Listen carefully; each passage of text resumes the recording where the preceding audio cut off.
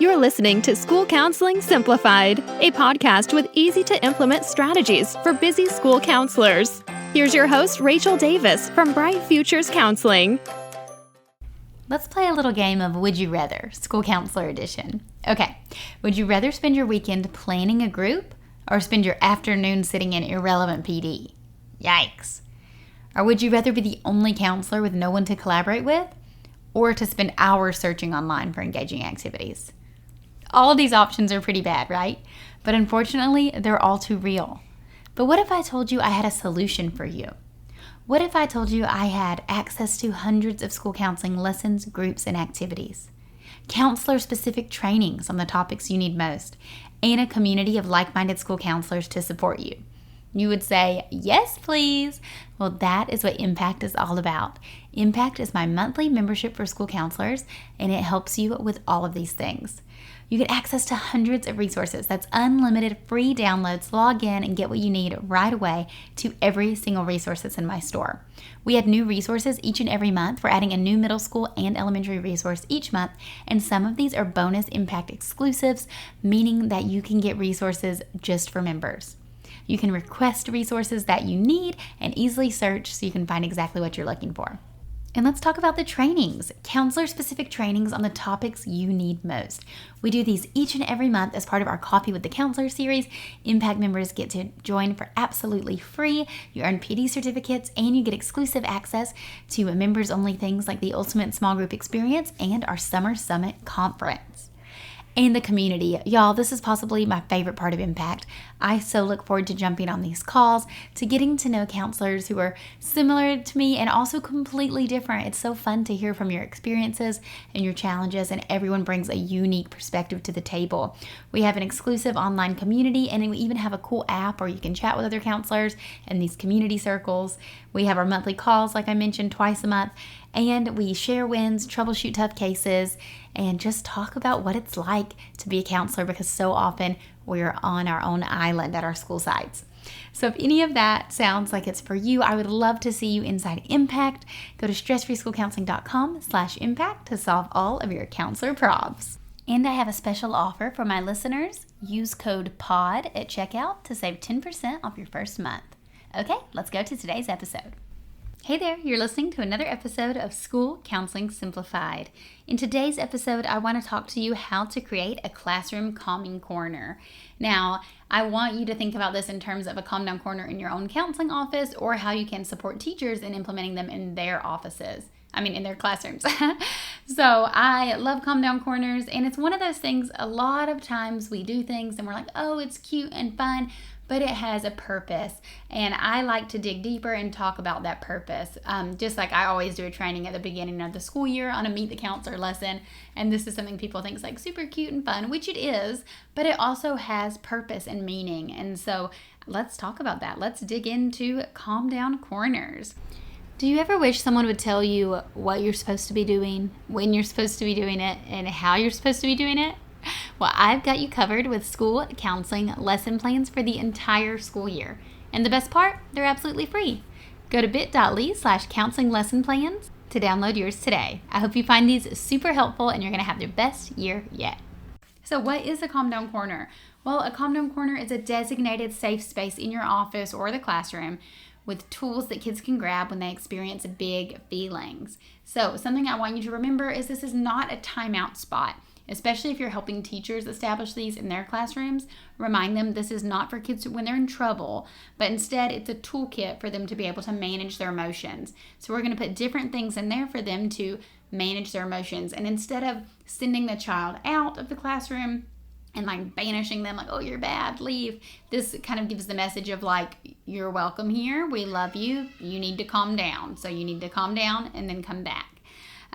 So let's talk about why you should do this. Well, there's several benefits, including happier teachers, less burdened counselors, and more regulated students. So yes, teachers will be happier if their students are calm and on task. Counselors will be less burdened if they're not constantly having drop-in kids, interrupting their groups or popping in all the time, when this is something that can be accomplished in the classroom. And the students are more regulated, which is the main benefit and why we are doing this. But yeah, let's talk a little more about those benefits. So in terms of teachers, now it may take a little bit of instructing the students on how to use the calm down corner, because when things are novel, they're fun, and kids may be like, oh, I need to go to the calm down corner. And I know that's the pushback I get from teachers, why they don't want to do it. But you just need to remind them that after a bit of instructing the students on how to use it, and once it's up and running, it can be so beneficial for behavior management. Ideally, a dysregulated student will realize that they need the break and they go over there on their own instead of disrupting the class. So that's like the goal that we're aiming to get to. But in the beginning, they may need to gently guide students to use the calming corner. And then once they're calmed down, they can return to their desk. So again, that's the ideal version. More realistic is probably the teacher noticing that the student's starting to melt down and then directing them to the space, like I said. And then you also may have to direct them on when to leave the space. So you want to be mindful, tell teachers that, maybe do a sand timer in there or something so they know that it has a temporary vibe. They're not going to spend all day in the calming corner. And not only does the calming corner help that student, but it also helps not disrupt learning for the rest of the class. So if you're trying to get teacher buy-in, this is the point that you want to drive home, is that we don't have to let all the other kiddos suffer as a result of this one child's misbehavior or high need situation. So instead, that child is getting to self-regulate and the class is getting to learn. Teachers also like it because it gives them a dedicated space with materials. So every teacher I know wants to help in this situation, but they often don't know what to do. And so this is a way that we've already established, here's what you can do, here's how you can help them calm down. They have all the tools in their little toolbox that they need right there. Now, let's talk about benefits for you, the school counselor. So if you're listening to this, you too are going to love the concept of every classroom having a calm down corner. Now, teachers like to send students to counselors to calm down. They think we have a magic wand sometimes, which is frustrating. And we love to help students, but this approach is a little problematic. We're not always trying to send the student out to go see the counselor when they are having a meltdown. So this is great in two ways. One way is that the child, like I said, is staying in the classroom. So they're getting to stay near the learning. Even if they're calming down, they can still kind of hear what's going on in class. It's not a big disruption to the other students, them leaving and coming back. They're getting to stay in their classroom, which is where they're supposed to be. The second benefit here is that you don't have to worry about the teacher thinking that the child's getting rewarded for bad behavior. This has happened to me before, where they send out a child because they're, disrupting the class, they're having a hard time. They come to your office and you're here to help them calm down, but oftentimes that includes, a fun glitter calm down bottle or something like that. And then the child comes back all happy and they're like, oh, the counselor's so fun, I had the best time. But the relationship's still damaged with the teacher. It was never really repaired. And that's a whole nother conversation for restorative practices.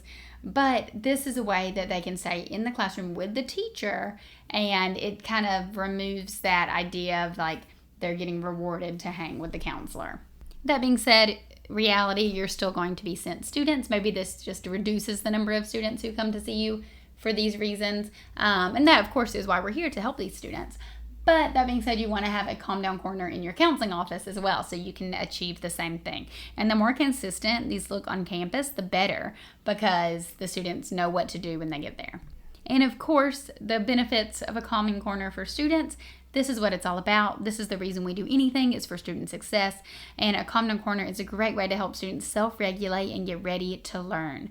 We cannot prevent all those behaviors from occurring, but we can help the students better manage them by installing the calm down corners on campus. So you're probably thinking, okay, sold, I'm in, I want one. What do we do? What are we putting inside? Number one, visuals. I love to have visuals. These can be posters explaining different feelings, explaining the zones of regulation, and possible visual calm down strategies. Flexible seating. I love to have like soft pillows, a bean bag.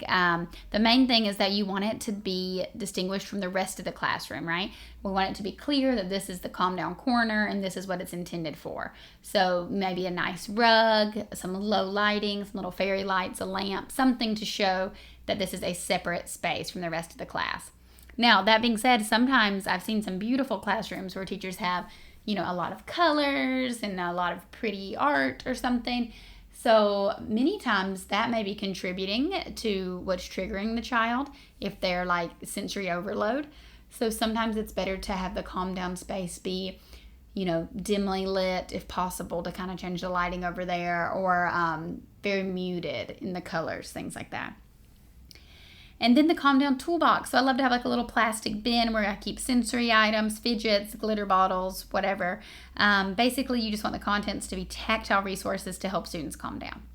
And then other items could be noise canceling headphones, calm coloring sheets, behavior reflection think sheets. You just want the child to get there and, to look at a visual poster that's maybe like a deep breathing strategy while they're squeezing a calm down ball to kind of get themselves calm again so then they can rejoin the class.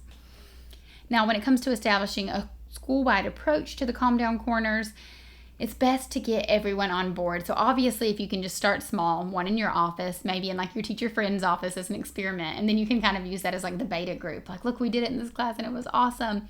Then ideally, you could lead like an in-service day to talk about the benefits of calm down corners and how they help the students. You could even do like a build your own toolkit workshop. I love this idea. So you could get teachers, to build their own, hopefully with school funds. You could get some fidgets and such, and then teachers could like pick and choose what they want in their calm down corner. You can provide them with the posters, any other materials, but I think that would be a really fun way to get everyone on board. And like I said, you do need to be prepared to counter some pushback you may receive. And the main one is that teachers are worried it's going to be a distraction and that the students will take advantage of it to get out of doing work. And this is a valid concern, and it may be true at first.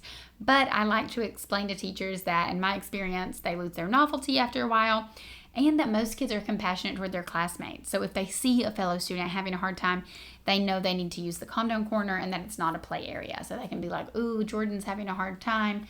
I see he's going over there. Usually the kids are the best. They are so much more compassionate and forgiving and gracious than adults are with kids. So I think you'll see that it's not even that big of a deal. Especially today's classrooms are so variable. Like, we have kids coming for a pull-out, we have push-in, like different services are being offered. Things are more inclusive. So I think that kids know when their fellow classmates need a little more support, and they're usually super cool about it. So, okay, guys, I hope this episode has inspired you to at least try a calm down corner in your own office, but hopefully it's empowered you to figure out how to do this at the school level. If you could get every teacher to have a calm down corner, what would your school look like?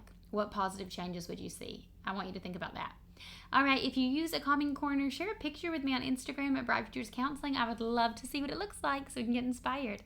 All right, guys, have an awesome rest of your day. Bye. Thanks for listening to School Counseling Simplified. You can find the links from today's episode in the show notes. If you'd like to connect with Rachel, she's on Instagram and Teachers Pay Teachers at Bright Futures Counseling. Be sure to subscribe to the podcast so you don't miss any episodes of School Counseling Simplified. Talk to you next week.